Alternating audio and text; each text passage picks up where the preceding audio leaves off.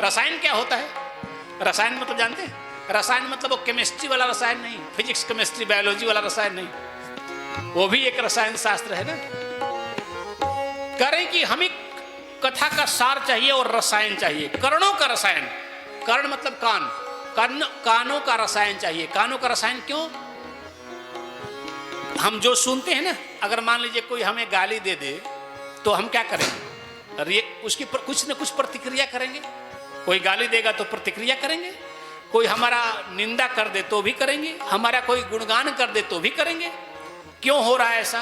क्योंकि कान से हमने सुन ली, हमने कान से सुन ली और वो कान से सुन के हमारे हृदय के अंदर आई और हमने प्रतिक्रिया की, क्योंकि सुनने का काम तो कान का ही है। तो कह रहे कि सुनने से सब होता है। अगर कोई गलत बात ना सुने तो गलत जगह मन ना जाए, सुनने से सब होता है। इसलिए हमको वो चीज चाहिए जो हमारे जीवन का सार हो, कथा का सार, जो हम रोग न पैदा करे। और रसायन का मतलब होता है वो वस्तु जो आपको रोग नहीं हुआ हो उससे पहले दी जाती है। रोग होने के बाद क्या दी जाती है? औषधि दी जाती है। रोग होने के बाद औषधि दी जाती है, दवाई। और रोग न हो इसके लिए क्या दी जाती है? रसायन। रसायन जैसे मान लीजिए कि अभी ठंडियों का समय आ रहा है, तो हम लोग क्या करते हैं? ठंडी से बचने के लिए क्या उपाय करते हैं? च्यवनप्राश खा लेते हैं, शीतोपलादी चूर्ण खा लेते हैं, शहद खाते हैं, शहद, शीतोपलादी चूर्ण, गर्म चीजें खाते हैं, बादाम खाएंगे। ये क्यों खाते हैं? रोग होने पाए। रोग तो थोड़ा ना होता है, और रोग होने पे तो खाया नहीं जाता है, ये तो ऐसे ही खाया जाता है। क्यों खाया जाता है? इससे शरीर गर्म रहेगा, ठंडी से बचाव होगी और ठंडी से लड़ने की शक्ति हमारे अंदर आएगी, रोग नहीं होगा। तो ये सारे जो चीज है ना, शीतोपलादी, शहद, च्यवनप्राश, बहुत सारी चीजें, ये सब क्या है? ये रसायन हुआ। ये रोग ना हो उससे पहले खा लो जिससे रोग ना हो, और रोग होने के बाद औषधि खाना पड़ता है। अगर ठंडी लग गई, बुखार हो गया, तो फिर च्यवनप्राश खाने से काम नहीं चलेगा। अगर बुखार आ जाए तो च्यवनप्राश खा के बुखार खत्म होगा क्या? बताइए। रोग होने पे तो फिर वो पैरासीटामोल ही खाना पड़ेगा बुखार आने पे, वो तो, या फिर और भी आयुर्वेदिक जड़ी बूटी है, वो खाने से काम होगा। तो इन्होंने बड़ी बड़ी विद्वता के साथ कहा, ऋषियों ने क्या कहा? मम कर्ण रसायनम। कानों का रसायन चाहिए जो अंदर जाए तो रोग से लड़ने की शक्ति प्राप्त हो। कौन सा रोग? ये बुखार, सर्दी, जुकाम नहीं, बोले भव सागर है, इसमें भव रोग बहुत है। भव रोग क्या क्या होते हैं? काम, क्रोध, मद, मोह, नाथ। करने काम, क्रोध, मद, लोभ, नाथ नरक के पंथ। ये नरक जाने के हाईवे है, एनएच है। नरक जाना हो किसी को, अगर सोचा है कि हम नरक चल के जरा देखें, तो नरक जाने का रास्ता खोजने की जरूरत नहीं है। काम, क्रोध, मोह, मद, लोभ, ईर्ष्या, मत्सर, ये सब अपना ले तो नरक सीधे जाएगा, बिल्कुल थ्रू आउट, उसमें कोई रुकावट नहीं होगी। तो कह रहे ये सारी चीज क्या है? ये रोग है, ये भवरोग इसको कहा जाता है। इन सारी चीजों से बचे, हमें काम ना आए, हमें लोभ ना आए, हमें मोह ना हो, हमें मद ना हो, तो इनसे बचने का क्या उपाय है? तो इसके लिए दवाई, रसायन चाहिए, दवाई नहीं, रसायन।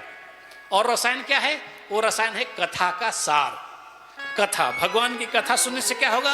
मन से मोह निकलेगा, मन से लोभ निकलेगा, और एक दिन में नहीं होगा। ऐसा नहीं कि एक दिन सुन लिए तो हो जाएगा, एक दिन से नहीं होगा, ये बार बार इसकी आदत डालनी पड़ेगी। इसलिए कहते हैं कि सदा सेव्या श्रीमद् भागवती कथा।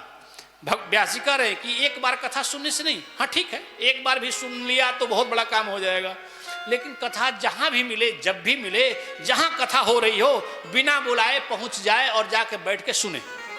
क्योंकि एक दिन की प्रक्रिया नहीं है कि शरीर से मोह चला जाए, शरीर से लोभ चला जाए। एक बार कथा सुनने में नहीं जाएगा, लेकिन जब बार बार आदमी इसका अभ्यास करेगा कथा सुनने का, तो धीरे धीरे उसके अंदर से सारी ये भावरोग निकलते जाएंगे।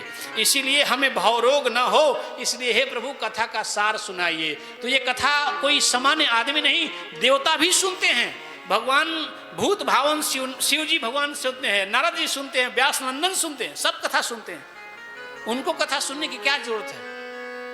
लेकिन सुर नर मुनि सबके हरिते, सुर नर मुनि सबके हरिते, सुर नर मुनि सबके हरिते, सुर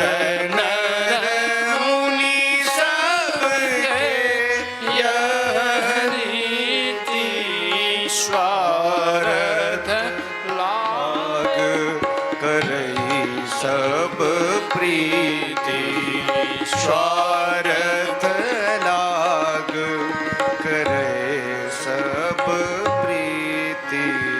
सबके मन में स्वार्थ है, सब ये चाहता है कि हमें भव रोग न हो, हमें ये चीज न हो।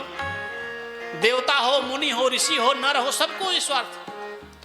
इसीलिए सब कथा सुनते हैं। लेकिन वो कथा किस लिए सुनते हैं? इसलिए नहीं सुनते हैं कि हमें धन मिल जाए, हमें जमीन मिल जाए, हमें मकान मिल जाए, हमें हमारा नाती पोता हो जाए, इसलिए नहीं। वो कथा इसलिए सुनते हैं कि हमें मोह न हो जाए, क्योंकि मोह बड़े बड़ों को हो जाता है। भगवान की माया से कोई बचता नहीं।